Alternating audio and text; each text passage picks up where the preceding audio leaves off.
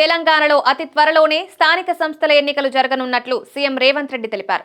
ఈ మేరకు నేతలకు కీలక సూచనలు చేశారు. గాంధీ భవన్ లో తెలంగాణ వ్యవహారాల ఇన్ఛార్జ్ దీప్ దాస్ మున్షి అధ్యక్షతన కాంగ్రెస్ పొలిటికల్ అఫైర్స్ కమిటీ సమావేశం నిర్వహించారు. ఈ మీటింగ్ లో మొత్తం 23 మంది పీఏసీ సభ్యులు పాల్గొనగా ఏడాది ప్రజాపాలన, పార్టీ పదవుల నియామకంపై సమావేశంలో ప్రధానంగా చర్చించారు.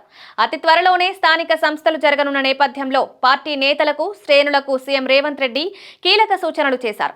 ప్రభుత్వ పథకాలను ప్రజల్లోకి విస్తృతంగా తీసుకువెళ్లాలని దిశానిర్దేశం చేశారు. పీఏసీ సమావేశానికి ముందుగా CM Revanth Reddy, KC Venugopal, TPCC chief Mahesh Kumar Goud మాజీ ప్రధాని మన్మోహన్ సింగ్ చిత్రపటానికి పూలమాల వేసి నివాళులర్పించారు.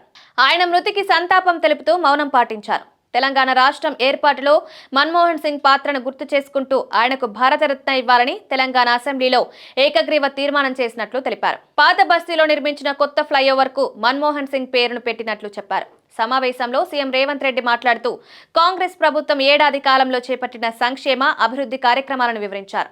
ఈ నెల 26న రైతు భరోసా పథకాన్ని మొదలు పెట్టబోతున్న క్రమంలో సామాన్య ప్రజల్లోకి ఈ విషయాన్ని తీసుకువెళ్లాలని తెలిపారు.